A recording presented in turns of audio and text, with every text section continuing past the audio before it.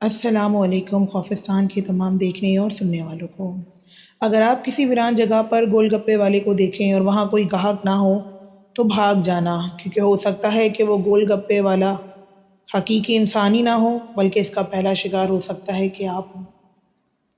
ये कहानी एक ऐसी सच्ची कहानी है जो हमें करामत साहब ने भेजी है। करामत अली की ज़बानी ही हम ये कहानी सुनते हैं। वो बताते हैं कि रात के 11 बज चुके थे। मैं अपने गोलगप्पे की रेहड़ी बंद कर रहा था। पुराने बाजार की तंग गली में अब कोई नहीं था, सिर्फ दूर से कुत्तों के भौंकने की आवाज़ आ रही थी। एक आवाज़ आती है, भैया एक प्लेट गोलगप्पे दे दो। करामत ने चौंक कर पीछे देखा। एक औरत खड़ी थी, सफ़ेद कपड़ों में, लंबे बाल खुले हुए थे, चेहरा कुछ अजीब था, बहुत पीला और बहुत ही काला।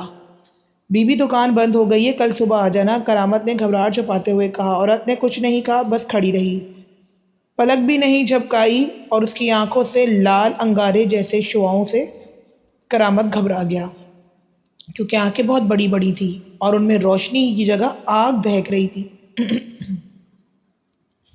करामत कहता है कि बीबी मैं कह रहा हूँ ना, बंद हो गई है दुकान। करामत की आवाज़ कांप गई। वो औरत अभी भी घूर रही थी, 5 मिनट 10 मिनट बगैर पलक झपकाए। करामत के हाथ कांपने लगे। बीबी आप, अचानक औरत के चेहरे पर मुस्कुराहट आई, मगर वो मुस्कुराहट नहीं थी। इसका मुंह कानों तक फैल गया था और इसकी ज़बान अल्लाह की पनाह। इसकी ज़बान 1.5 फीट लंबी बाहर लटकाई थी, काली सड़ी हुई, जिस पर छोटे छोटे कीड़े रेंग रहे थे। करामत की चीख निकल गई। अगले दिन सारे महल्ले में ये बात फैल गई कि करामत अली रात भर नहीं सोया था, आंखों में वही मंजर घूम रहा था। यार नशे में होगा, कोई पागल औरत, इसकी दोस्त रहीम ने कहा, मगर करामत जानता था कि ये सच था। वो भूत देखा था उसने। वो कहता है वो भूत थी, वो कुछ थी, कुछ और था वो। शाम हुई तो करामत ने रेहड़ी नहीं खोली, मगर इसकी बीवी फरहाना ने जोर दिया, घर का खर्चा कैसे चलेगा? एक डर की वजह से तुमने अपने कारोबार को बंद कर दिया। मजबूरी में करामत रात 8 बजे रेहड़ी लेकर निकला, मगर आज इसने सिर्फ चौक में रेहड़ी लगाई। लोगों की भीड़ थी, करामत को तसल्ली मिली। रात 10 बजे तक सब ठीक रहा, घाघ आते रहे, मगर 10:30 बजे, भैया एक प्लेट गोलगप्पे। वही आवाज़। करामत ने सर उठाकर देखा। वही औरत, वही सफ़ेद कपड़े, वही घूरती हुई आंखें। मगर आज और भी खौफनाक बात यह थी कि चारों तरफ रौनक थी, लोग थे, मगर किसने इस औरत को नोटिस ही नहीं किया। जैसे सिर्फ ये औरत करामत को ही देख रही थी या उसी को ही दिख रही थी। भैया गोलगप्पे, औरत ने सर झुकाए बगैर कहा।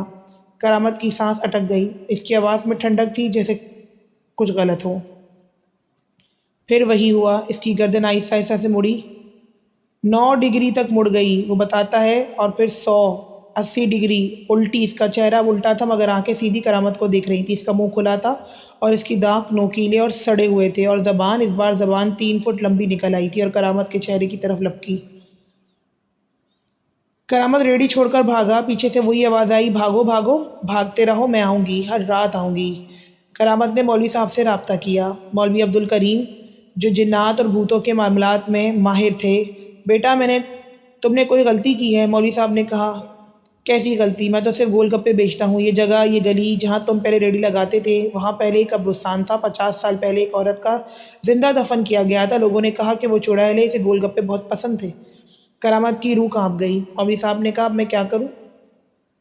मौलवी साहब, अब मैं क्या करूं? करामत ने कहा, तुम्हें 3 रातें मिलेंगी। तीसरी रात वो तुम्हारी जान ले लेगी। अगर बचना है तो तुम्हें इस कब की कब्र खोदनी होगी और इसकी खोपड़ी में लोहे की कील ठोकनी होगी। करामत ने दूसरी रात घर से बाहर ना निकलने का फैसला किया। दरवाज़ा बंद, खिड़कियां बंद, हर तरफ कुरान की आयत। मगर रात 12 बजे दस्तक हुई। फिर, करामत खोलो, दरवाज़ा खोलो, वरना मैं तुम्हें जिंदा नहीं छोड़ूंगी। आवाज़ दरवाजे से आ रही थी। करामत, मैं इंतज़ार में हूँ, 50 साल से मैं इंतज़ार में हूँ, मैं तुम्हारे गोश्त के इंतज़ार में हूँ। फरहाना रोने लगी, बच्चे डरकर चीख मारने लगे। अचानक खिड़की का शीशा फूटा और एक हाथ अंदर आया, लंबा, काला, जिसकी उंगलियों के नाखून 1 फीट लंबे। और करामत, लो, करामत में आ गई। करामत ने चिराग उठाया और इसके हाथ पर मारा। एक खौफनाक चीख, हाथ वापस गया, मगर अब वो आवाज़ दीवार के अंदर से आने लगी। कल रात, आखिरी रात, तुम्हारे खून का सौदा। तीसरी रात को करामत, मौलवी साहब और रहीम पुराने कब्रिस्तान पहुंचे। मौलवी साहब ने जगह बताई, यहाँ इस दरख्त के नीचे खोदो। रहीम और करामत ने बेलचे से खोदना शुरू किया। रात की तारीकी, कौवे की आवाज़, हवा का रोना, सब कुछ खौफनाक था। 2 फीट, 3 फीट, 4 फीट। अचानक बेलचा किसी सख्त चीज़ से टकराया। मिल गई ताबूत। انہوں نے تابوت نکالا، سڑا ہوا ٹوٹا ہوا۔ مولوی صاحب نے آیت پڑھنا شروع کی۔ کرامت نے ڈھکن کھولا، اندر کچھ نہیں تھا۔ یہ خالی ہے، رحیم نے کہا۔ نہیں خالی نہیں ہے، پیچھے سے آواز آئی۔ وہ عورت درخت پر لٹکی ہوئی تھی، الٹی، اس کے بال زمین کو چھو رہے تھے، اس کی آنکھیں خون کی طرح سرخ تھیں۔ میں یہاں ہوں، ہمیشہ سے ہی تمہارا انتظار کر رہی تھی کرامت۔ وہ درخت سے کودی مگر اس کی ٹانگیں زمین کو نہیں چھوئیں، وہ ہوا میں تیر رہی تھی۔ مجھے گول گپے بھی دو گے اور میرے ساتھ تم بھی چلو گے؟ میں تمہاری آنتیں، ان میں پانی بھر بھر کر جو ہے نا وہ کھاؤں گی سب کچھ۔ اس کی زبان اب 5 فٹ لمبی نکل آئی تھی، جس کے سر پر ایک منہ تھا، چھوٹے دانتوں کے ساتھ۔ مولوی صاحب، رحیم اور کرامت تینوں کی جیسے سٹی بٹی گم ہو گئی تھی۔ مولوی صاحب نے تیزی سے لوہے کی کیل نکالی اور عورت کی طرف پھینکی اور عمل شروع کیا۔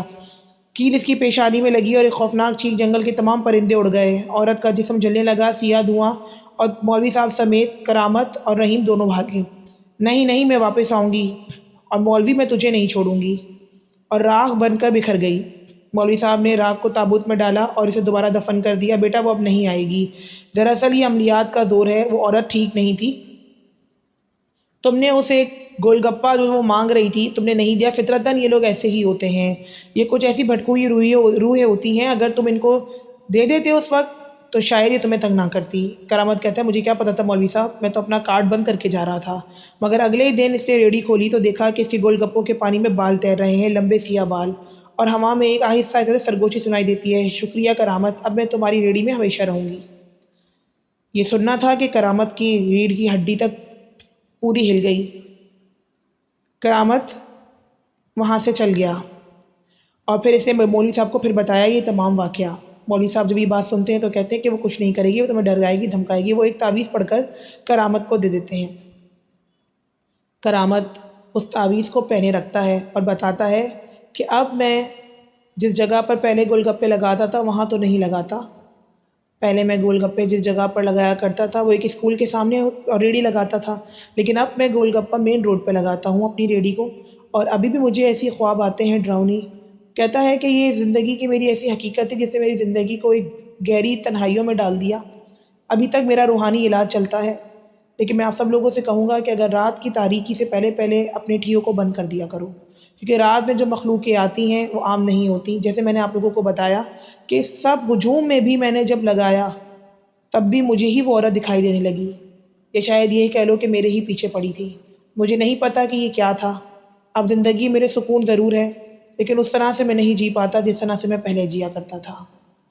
اپنی کہانی کو ہمیں بھیجنے کے لیے آپ لوگ ہمارے نمبر پر اپنی کہانیاں بھیج سکتے ہیں، اور ہمارے ای میل پر بھی اپنی کہانیوں کو پوسٹ کر سکتے ہیں۔